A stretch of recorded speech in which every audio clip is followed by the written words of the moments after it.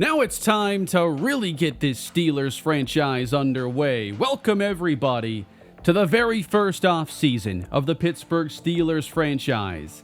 And coming off a 7-10 season, the fans are not happy with the job I'm doing so far. Longtime fan favorite Cam Hayward has retired. Matthew Stafford takes his name out of the running for our next Band-Aid quarterback. And we're moving on from the Aaron Rodgers era. There wasn't a worse offense in football here in Season 1 of the franchise. Offensive line, playmaker, quarterback, all of it needs to be addressed here this offseason. I am not planning to tear the team down and start a major, full-on rebuild, moving on from Jalen Ramsey and TJ Watt. I think this is an awesome defense, and I'd like to still keep it mostly intact. Maybe I'd be willing to trade a guy like Jalen Ramsey for the right deal. But my goal this offseason is to find us a new quarterback and build a better offensive line so that we can run the football better and have a much better passing game in year 2. I fired our offensive coordinator at the end of last episode, and now I'm looking to fill the position. And I'm going to look at changing our playbook to the new coach that we end up adding. We got some big names out there. Kellen Moore's available, Brian Daboll, Shane Steichen, Kevin Stefanski. Looking at the numbers, I'm actually kind of impressed with the offensive stats the Browns put up this year. Their offense graded better than ours, better than the Vikings, and a handful of other teams. They were still below average. And I'm looking for a playbook that still keeps around a lot of the same ideas that we had with this offense. Multiple tight ends, smash mouth running game, not too much quarterback running. So I think that the Kevin Stefanski playbook might end up being a really good fit. But I want to take a look for myself first and see what all is in this playbook. There seems to already be a lot more under center in this playbook, a lot of two tight end stuff I won't have to add on my own. And the reason why I'm focused on this so much is because formation subs are not going to be useful for custom playbooks where I'm adding in completely new formations. I believe even if I'm using a custom playbook, as long as my formation subs are set, that it'll carry into the formations that are also in my custom playbooks. So I want one that stock is as close to what I'm looking for as possible. I like all this bunch here. We could probably add even more. That's a formation I tend to like a lot more of. But I like the look of this playbook.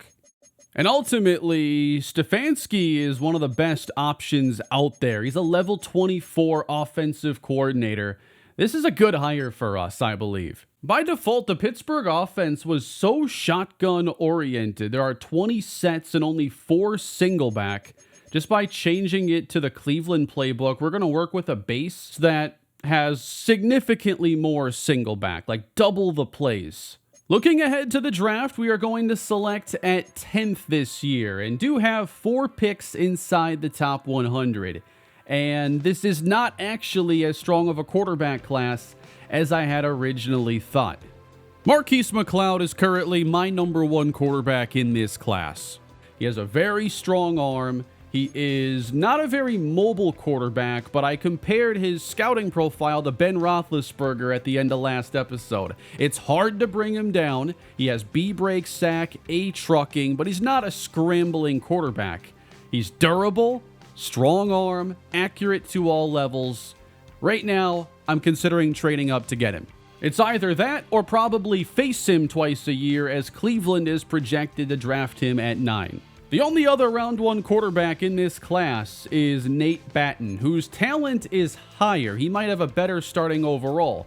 He's also a year older, has a similar arm strength and mobility skill set, A to B trucking, little bit more injury prone, better deep and medium accuracy, weaker short. They're both good prospects, I think worthy of taking in the first round. But regardless of who our quarterback is, we really need to make sure that his job is going to be easier than Aaron Rodgers was this season. We need to get this offensive line better and see if we can bring in another playmaker too.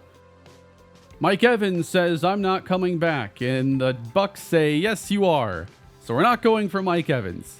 I know in real life he just got signed to an extension, but we are not going to be extending running back Jaylen Warren. I think Cole Holcomb is fine, but I would rather move forward with more snaps for Peyton Wilson. I want to explore safety, both in the draft and in free agency, maybe even trades. I'm not looking to bring anybody back right now. The Traylon Burks signing didn't seem to be a great one for us. Left tackle Broderick Jones is now going to be entering his 4th season, and we're not going to pick up his 5th-year option. And we're just letting a ton of players go. I want to start making this roster my own in Season 2. But there's one contract offer I would like to put out there. Calvin Austin, I think, has been a solid complimentary receiver, and I do want to keep him around. We sign him to a 2-year deal. We got some draft stories popping up here on the right. Jose Magana is a no-show to the Combine due to injuries. Big red flag there. Devin Haywood, wide receiver, ran the fastest 40 at the Combine. We got running back Jalen Sanford. He was a player who disappointed at the Combine. Then running back Pete Stockton shows up out of shape. Good Combine for safety Christian Andrews. We're looking for safeties this year. Looks like a negative story on defensive end Clay Marshall. And then finally a good story on a running back. Luke Blankenship was the talk of the Combine. I am keeping track of a lot of the stories I'm seeing here, so we can use those as a guide during the draft, but I'd like to see more about this running back that apparently stole the show. A Montana running back dominating the Combine. I'm intrigued. We're looking for Luke Blankenship, a power back. Rounds 3 to 4 projected. 5'10", 234, good strength, decent speed, good acceleration. 4.55, probably enough speed for his size. A very powerful running back, and we could certainly use some depth. Although I think a skill set that could better complement Caleb Johnson. But you want to have some depth that can also fill in as a true replacement if necessary. So here are the full talent grades that I have, by the way. We have some wide receiver information and quarterback. And the quarterback scouting just did not turn out the way I thought. When we had all of these guys graded highly, it looked like there would be a bunch of starting quarterbacks here, and instead I think there are 2. But receiver is very promising. We got some solid round 1 guys and some undervalued receivers in the middle as well. I always like getting a lot of scouting on receiver because I think it's one of those positions where you need way more information to really know about certain players. There are just so many skills that go into the position. But then when you get talent grades, you can find a bunch of these guys who are undrafted but actually draftable, like Cole Walton here from Miami, running 4.39. How does that speed fall under the radar here? Well, he can't run routes at all. And he has F catching and F spectacular catch. So you just got to hope he can run away from everybody because he's not good at anything else. 9 reps on the bench press. I'm not even sure this guy played football. He just might be on the track team. The best 40-yard dash time I'm seeing belongs to Joey Riddick, running a 4.27. We had a draft story for Devin Haywood with a good 40-yard time. Now they're hyping up a 4.42. That's solid, but it doesn't really stand out in this group. Early projected player, and at least, I guess, D is better than F in some of these grades. But just like the letter system has led to me not really being impressed with most receivers. But then there are still good players, and I don't usually see it coming. So I'm trying to readjust the way I look at the position. And then if you want the speed on the quarterbacks I was interested in, at least Marquise McLeod runs a 4.82. It's not a 5.06 like Nate Batten. So I think he's stronger, just a better all-around athlete. McLeod still is my top quarterback in this class. 26 reps. And I like that he can both break sacks and throw under pressure. because you need that behind this line. But why don't we take a look now at free agency, as we have a bunch of needs to address. Aiden Hutchinson, and he has no interest in us. Jair Alexander, Taylor Moton. Keep in mind, I play my franchises with free agent motivation set to max. That's a slider in the options. This is because I want that interest meter to matter as much as possible, so players that don't think we're a good fit are not likely to come here at all. Travis Etienne, Ryan Kelly, a reunion with Najee Harris is always possible. Let's take a look, though, at the offensive line. DJ Humphries is available. He might actually be an upgrade for us.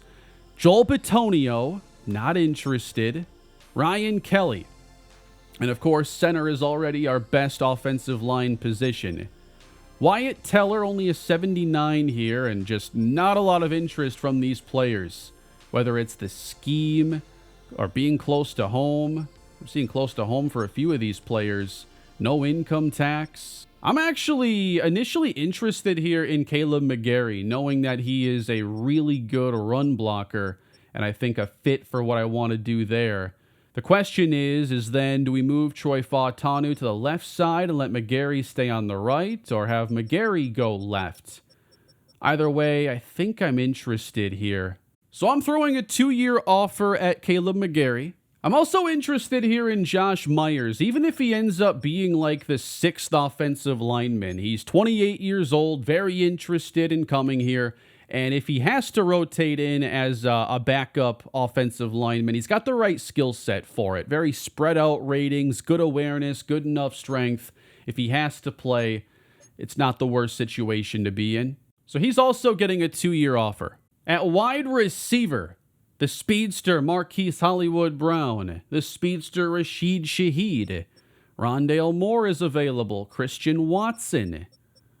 Not many receivers want to come to Pittsburgh, and I can't blame them exactly. Historic championships. At least we got that going for us. But of course, that sitting right next to Super Bowl chase, the way we're viewed right now, that is not meant to be the standard of Pittsburgh Steelers football. I have interest in John Mechie at just 26 years old. I think that there are actual ratings here that with some experience, we might be able to get a little bit better. 77 release, high 70s on the route running. Let's see the numbers lately. Mechie really didn't play in 2025, Season 1.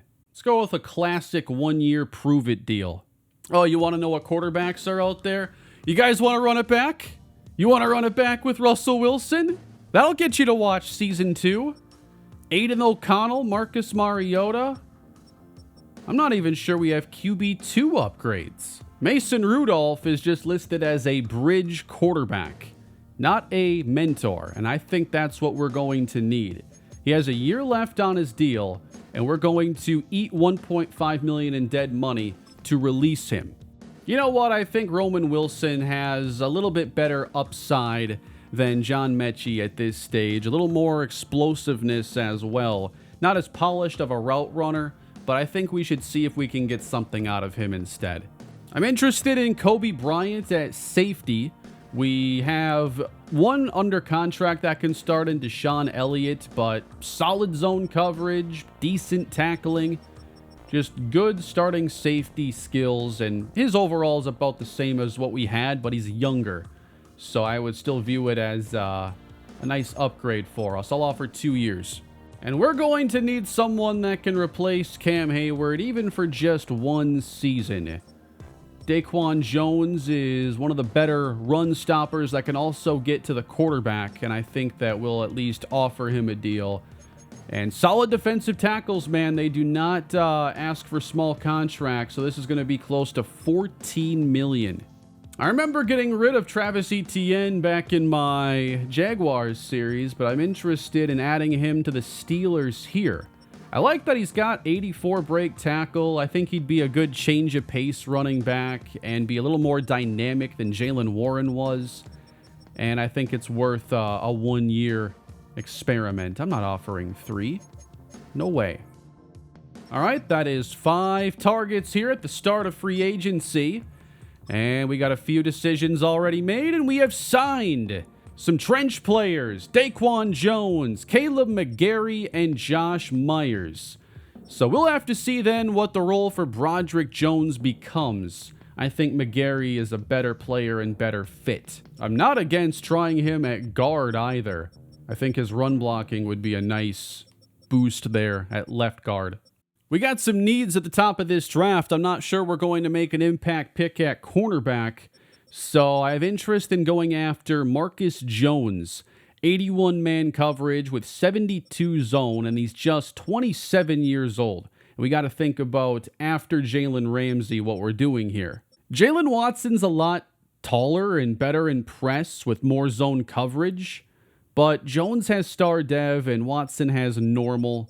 I think I'll break the tie here with Marcus Jones and offer him a 3-year contract. And we've added safety Kobe Bryant in addition to Marcus Mariota to be the mentor, veteran backup quarterback. And it looks like I missed out on Marcus Jones. He goes to the Rams instead. So we will pivot then to Jalen Watson and offer him a 2-year deal. See if he develops at all more. I'm going less on years because he's not star dev.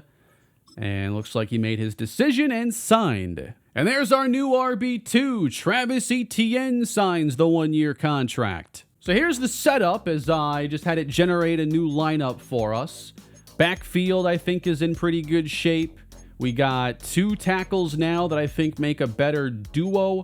We'll see, though, how it all fits together. Again, if McGarry ends up playing at guard instead. Obviously, Frazier starts at center. And then to keep this defense playing well, we got Kobe Bryant. One of him or Elliott will play at free safety instead. And then Derek Harmon, Daquan Jones with Keanu Benton. Those will be your main defensive linemen. And Jones will be the good veteran for us, replacing Cam Hayward. He is not a mentor, but I thought he was just a good player who could step in and replace Cam the best he could. And then we spent most of last year with 3 pretty good cornerbacks, so Jalen Watson, he just replaces Darius Slay, and I like that situation. The defense, to me, looks like it's in pretty good shape. So I'm trying to bring back a lot of those lower-rated players that I had signed at the end of last season when I opened up all those roster spots. The issue is just getting these players on the proper contracts because they're not meant to be hitting free agency already. Or be making, what they're demanding. $7 million a year in season 2. You got to be a first-round player to do that and be taken pretty early.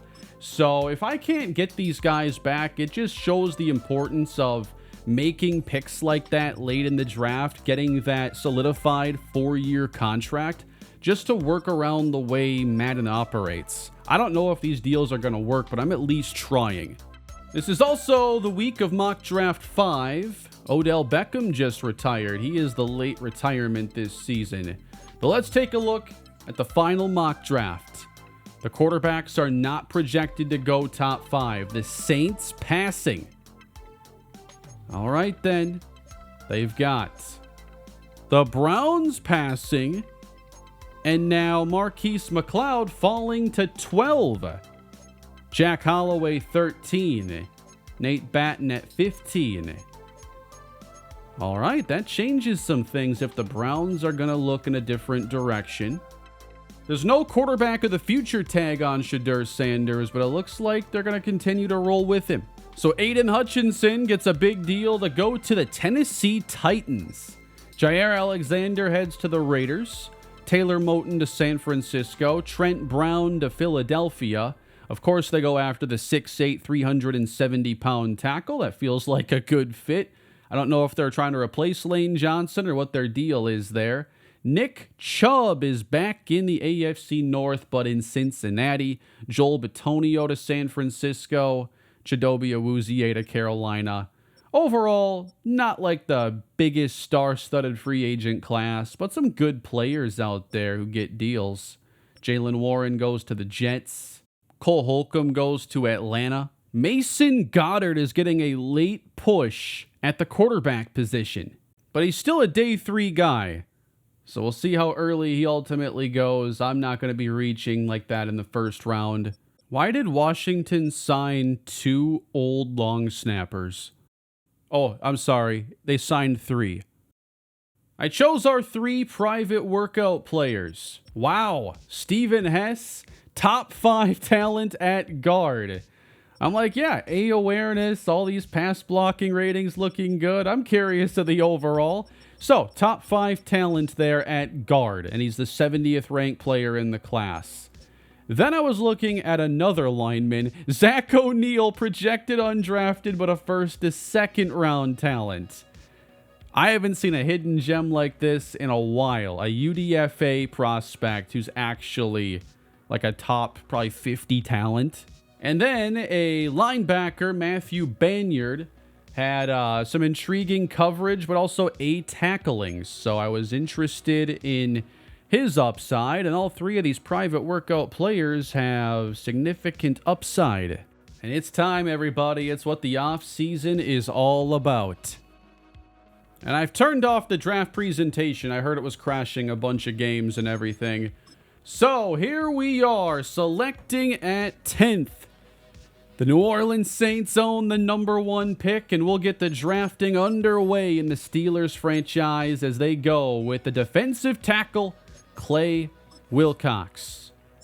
Then we got an edge rusher and Clay Marshall going to the Bears. First time in NFL history that the 1 and 2 picks were both named Clay. I'm not verifying if that's true. It sounds good enough.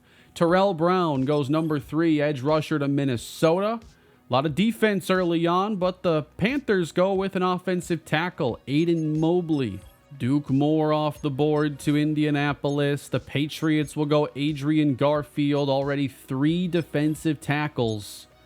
Of course, Harbaugh wants to go get a trench player, Patrick Stockton. Imagine picking 7th and you get the 4th player at that position. The Titans will go Jose Hobbs. It really is just front 7.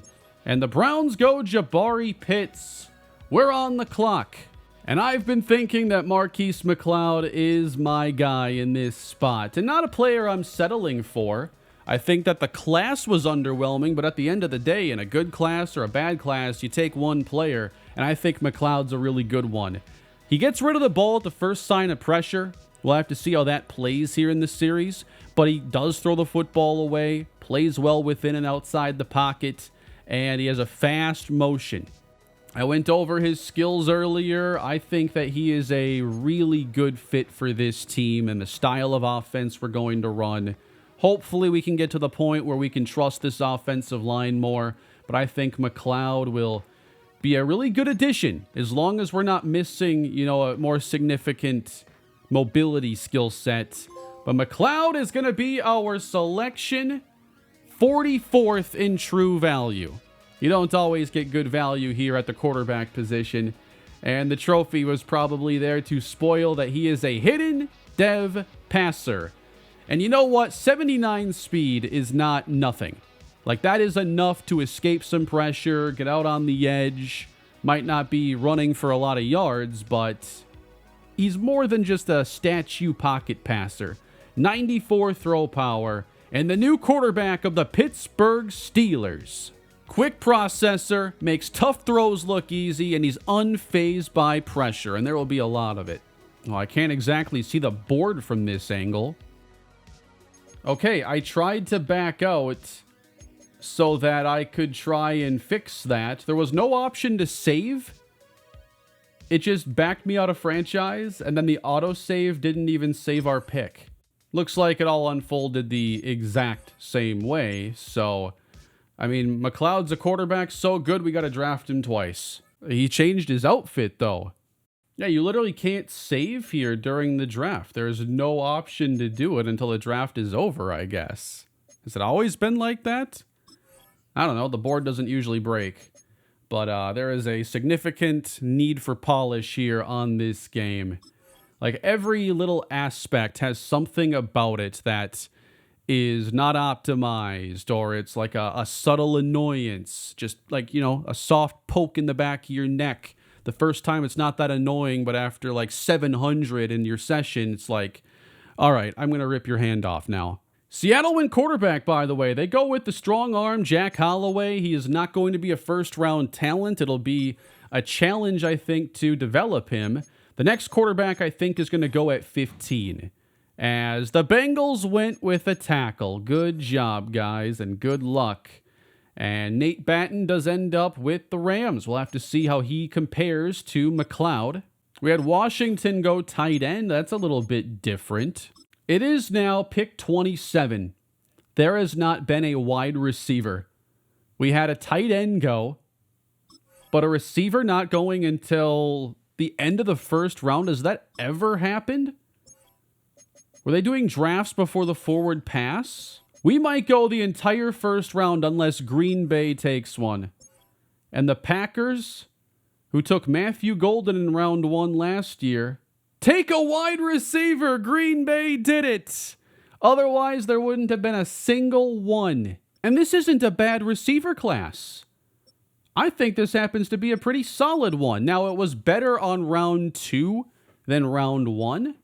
But Jermaine Lin slipped. Joey Riddick slipped. Marco Rodriguez. The Saints take a quarterback at the top of round 2, not round 1. Khaled Witherspoon is their selection. All right, bold strategy here by New Orleans. The Bears will go with a will linebacker. Panthers finally stopped the fall of wide receiver Jermaine Lin. I'm looking at the receivers out there, and we have 2 really good options on the board right now. Joey Riddick, speedster out of Clemson. He ran 4.27 at his combine and then followed it up with 4.25 at the pro day. The route running is going to need some work, but it's not the worst starting point. He has B spec catch, C release. And then there is Marco Rodriguez. Rodriguez is not quite as speedy, but he still ran 4.43 consistently. And then for skills, more polished on day 1, high spec catch, better overall route runner, but D release actually lower. I think both have wide receiver 1 upside. For the cost of a 5th round pick, we are moving up from our spots at 42 to 37. That didn't cost us much at all. The chance to take a 21-year-old receiver with this kind of speed, who is not an undeveloped receiver. He has some work to do, but this is a true round 1 talent that should not be available in round 2. We are selecting Clemson wideout Joey Riddick here in the 2nd round, number 9 in true value. Track speed. Sudden hands make catches look easy. Strong hands to make catches through contact.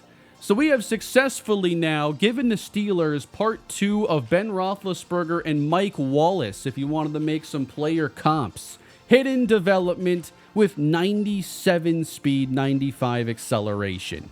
I liked Rodriguez a lot, but the chance to take Riddick here just too good. And now we have 2 third-round picks still. And we've already addressed 2 areas of concern on offense. The Browns take Eddie Gonzalez. Oh, Stephen Hess went at 43. So, yeah, he was not going to last all that long. Giants just made a really good pick. And I wanted Hess. I really did, but there was a really good 97 speed receiver. What do you want me to do?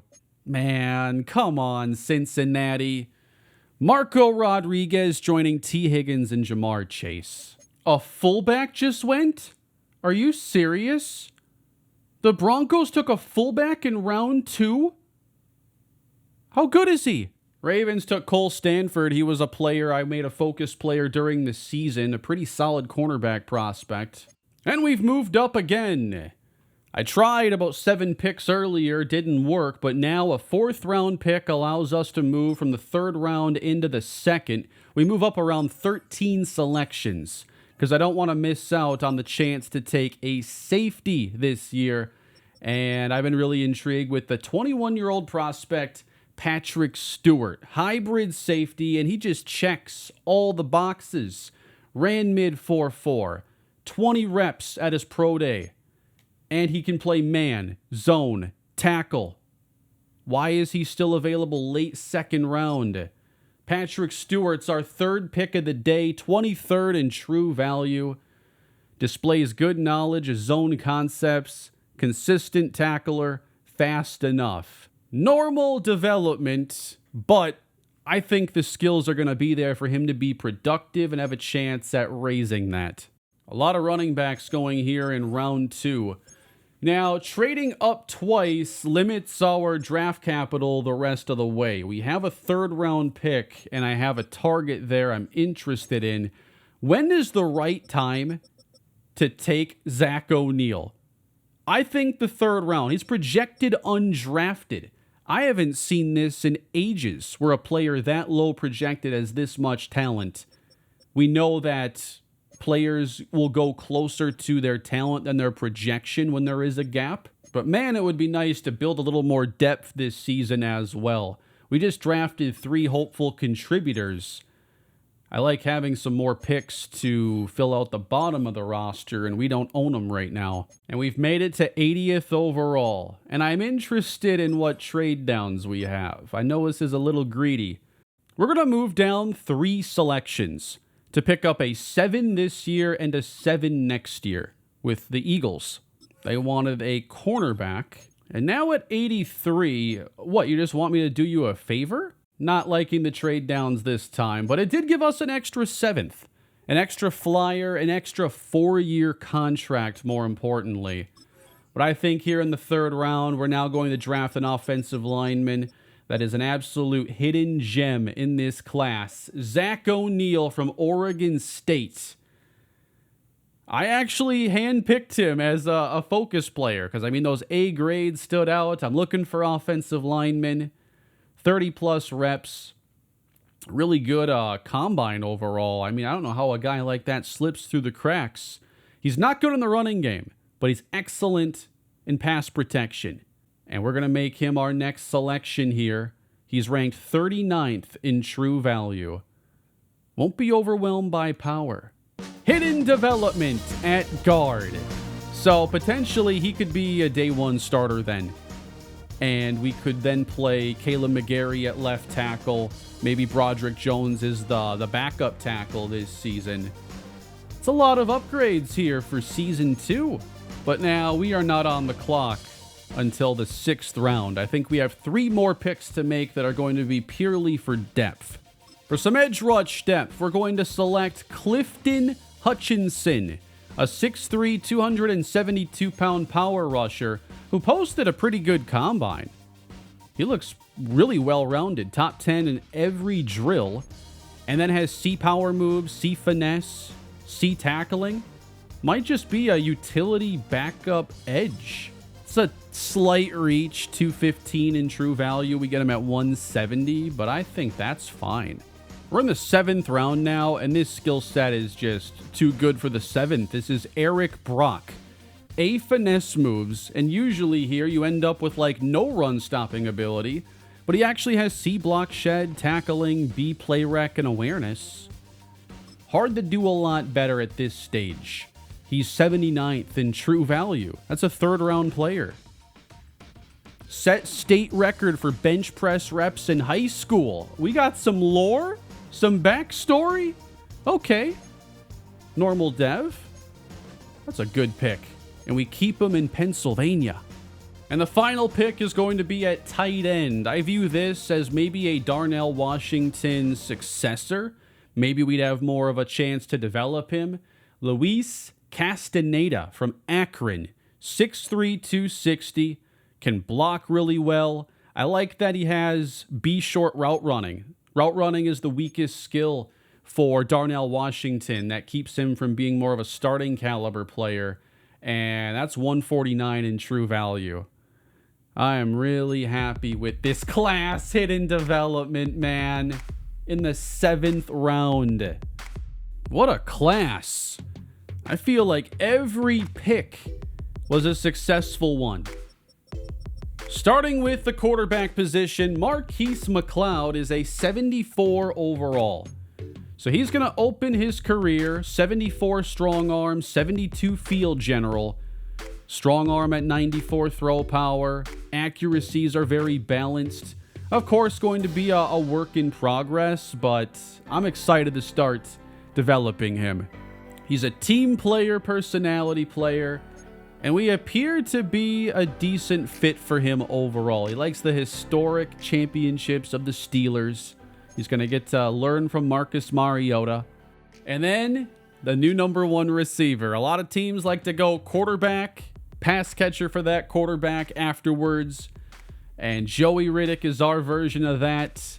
We know he has 97 speed, 95 acceleration, but he can also run routes. 76 release is a great spot to start. Has run after the catch skills. I mean, this skill set should be going in the top 10. And he went in the top 10 of the second round. Patrick Stewart had the trade up for him. I know there was a lot of support for him in the comments. Stewart, wearing the elbow brace, 91 speed, 74 zone coverage, 77 man. He could handle playing the nickel role if he had to. He could man up on tight ends. I think he's going to be a perfect Steelers safety. And then from projected undrafted to maybe the starting lineup, Zach O'Neal. Pure pass protector. So we'll see, that's not a great fit for the running emphasis of this team. But when you can get that skill set there in the 3rd round, you'll look past a weakness like that. The top priority has to be keeping the quarterback clean. And I love our late picks here. This is where I'm trying to build depth. 4-year cheap contracts. Clifton Hutchinson, I think, will be a nice 5th edge rusher to start developing.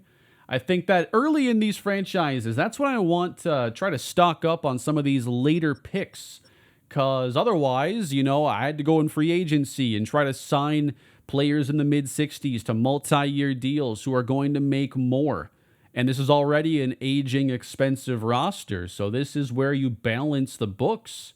Eric Brock at defensive tackle could rotate in as a pass rusher early. Not ready to stop the run, but maybe year 3, we'll see where he is. And can we find a role for Luis Castaneda? It felt like I misused Darnell Washington, not utilizing his run blocking last year, but he's also had a few years to develop. And in Madden, you want to take advantage of those first 3 years. So insert Luis Castaneda, who at least has a 70 short route running to start out with, 62 run block. His early role depends on how he compares to Darnell Washington. But we also have to see if he can stay healthy with that 78 injury. But a solid chance to take in the 7th round on a hidden dev tight end. Holy cow, the Saints took an 85 overall player number 1. We're breaking down the rest of the league now. If that's not generational, I don't know what is. Although we're looking for something to really stand out, right, skill-wise? 87 finesse moves is pretty special, 84 awareness, 92 strength. This is why the Saints waited to take a quarterback. They get a cornerstone piece for the defense instead. Let's go to round 2 because that's when they took the passer, Khaled Witherspoon, 72 overall. I think that is a good job by the Saints. Normal dev, so a little less upside, but really good medium and short accuracy. And maybe he can develop well, maybe have a chance at Rookie of the Year. I don't mind the Saints' approach. 85 overall was the best in this class, but remember, the Broncos took a fullback in round 2. Jonathan Williams, selected as a hidden development fullback from Purdue. 81 speed, 85 trucking, 85 lead block. Wow. That is a really good fullback. Will he play any running back by chance? Because, yeah, this is an awesome player. I can't believe he went round 2, though. I wonder what he was projected. We saw a ton of pass rushers go early. Overalls all look pretty good on these early picks. Good value by the Browns to get a 76 overall when most other teams got a little bit lower. We, of course, go Marquise McLeod. Maurice Colbert went next at cornerback. And then Jack Holloway, 72 overall. That's not terrible in the first round. I thought at one point I saw he had second to third round talent, but hidden development, the lime green shooter sleeve is cool, and the Seahawks will now be apparently moving on from Sam Darnold. That 1 year must not have gone very well. Nate Benton is a 78, so he has the highest starting overall. He ends up with the Rams. Normal dev, but he's already ahead of the competition in terms of his development. He has an even stronger arm than McLeod, better downfield accuracy, but a work in progress underneath. Here is the new quarterback for Sean McVay's Rams. Round 2 featured receivers that were absolutely round 1 players, and you really couldn't go wrong. 77 overall, Joey Riddick was our selection. The Bengals, though, they end up getting Marco Rodriguez, who I thought we may end up taking instead, but then I was able to trade up relatively easily. So this might be their new slot receiver. And this gives them probably the most intriguing 1-2-3 punch at wide receiver. Indy took a quarterback here in Hudson Rhodes, a 71 overall. We also had a bunch of running backs go. Even the Falcons took one. In round 3, there were still some really good prospects out there at defensive tackle. Bart Wall at cornerback is a 74, and we took Zach O'Neal, making the most out of that selection. Matthew Banyard was also available, but linebacker wasn't as much of a priority, so he ends up in Denver, as he has 86 speed, 74 zone coverage, 80 tackling. Certainly an exciting linebacker. In round 4, we still have defensive tackles going in the high 70s. And some really good players all around. I traded out of this round, but I just kind of wanted to ballpark the overalls you're finding here. You might get a 62. Like, wow. Teams at the top not making the most of those picks, because there were a lot of good players out there at a variety of positions. And this is where the depth at receiver was. Rounds 2, 3, and 4. Still a 72 overall D-tackle in the 5th round. Are the D-tackle classes just jacked up this year? We had 5 players in the 70s go in the 5th. But then even better players went in the 6th round. There have got to be some ridiculous gems in undrafted free agency, even more than what I uncovered. A 72 overall running back in that round feels like really good. In the 7th, wow, Tim Ward, 76. I felt like in a lot of the more recent Maddens that rounds 4 through 7 offered limited upside. But this class shows that there were good chances as long as you knew where to look. Hidden dev receivers at 76 in round 7. That makes every round valuable when this kind of thing is possible. Aaron Rodgers, Bobby Wagner, and Cam Jordan all make it to the Hall of Fame. Von Miller had missed his chance. And as we get into preseason, we already have a position battle storyline. Some turmoil threatens their roster in the early season. A challenge has been made for a top spot on the depth chart. Competition breeds success, but coaches will decide how far the competition goes. Surprised you're not in pads. We got practice in a few. Will Howard says, before we get to it, I wanted to talk about my place on the depth chart. I really believe I can be the next leader of this team. What? Will, from one 6th round quarterback, Chuck Johnson, to another, you're not ready. Keep putting in the work. You never know when that day may come. Not even a look. I can be that guy, a true leader. I hope you see that soon. I'll be starting one day. That's a promise. Heard you had a visitor today. Just want to say thanks. Ready to do great things this year. Marcus Mariota, sucking up to the head coach. A little concerned how you knew. That aside, you are our starter for a reason. We believe that you have what it takes to command this team. Yeah, about that. We only have 4 receivers on rosters, so I have to add some more. And Jalen Coker's available, 24 years old. A good find for Carolina, but he's not under contract. But now he is. Let's get some more UDFAs signed then. 6'3", 230-pound receiver Jose Lopez from Ohio State will join the roster. I'm signing an undrafted tackle from BYU who has 71 speed and 76 run blocking. And I'm going to bring back Elijah Chapman. You know, I've never given my quarterback number 0 before. Is this the time to break it out for Marquise McLeod? We'll give Joey Riddick the speedster, number 17. And safety Patrick Stewart has number 3. I'd like to make an upgrade at punter this year, so we are going to sign Bradley Pinion. I just keep thinking about Cameron Johnston's bad punt at the end of last season, so we'll eat whatever dead cap is necessary and move on.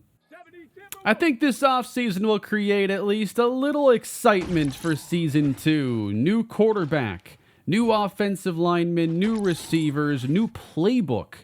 I'm going to have to get in there and at least set an initial game plan in the Kevin Stefanski playbook.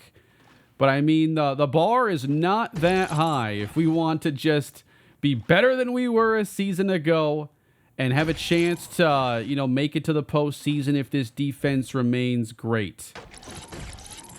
But this offense absolutely needs to be better, and it needs to do so behind a rookie quarterback. And we got a skill point unlocked already from McLeod. But there is a little bit of controversy on the team because Will Howard thinks he should be the starter. I guess we'll see what happens. In the past, I've done a lot of preseason streams. Those are always a lot of fun. I cannot do this drill at all. Would a preseason stream be something you guys want to see here in Season 1 ahead of the second season getting underway? Starting to get it together, but it's still a very awkward drill to do. I mean, I've hit almost every ring and I don't have a medal. What am I supposed to do? Hit all of them? There's a lot of dynamic speed now at the wide receiver position. And there already was, but now adding Joey Riddick, who now has to be the wide receiver 2, definitely makes the matchups better on Calvin Austin. Gives us a big play threat, whether it's DK Metcalf or the speedy Joey Riddick. I mean, all this has to equal something better than 13.8 points per game. Oh, look at that, boxing out Ramsey. Caleb Johnson was solid last year, and he ran for over 800 yards with 4+ yards per carry behind an offensive line that wasn't very good. And Zach Frazier missed time. I think this line this season will be a little bit better run blocking with the addition of Caleb McGarry. Now we have a star dev guard who will have a chance to develop, but maybe he won't be quite as good as Isaac Seumalo was at 81 overall. Might take a little bit of time. But I'm hoping that it all leads to Johnson having a chance to run for 1,000 yards this season. Significantly more points per game. Usually we can get gold on this one, and nope, 50K is not the mark. I just can't believe we managed to get a hidden dev, quarterback, receiver, and offensive lineman here all in the same offseason. O'Neal is going to be the starting left guard. Josh Myers will then back up all 3 interior spots, and I think he'll be a nice 6th lineman for us to have. Broderick Jones then becomes a backup tackle, so I think we have depth.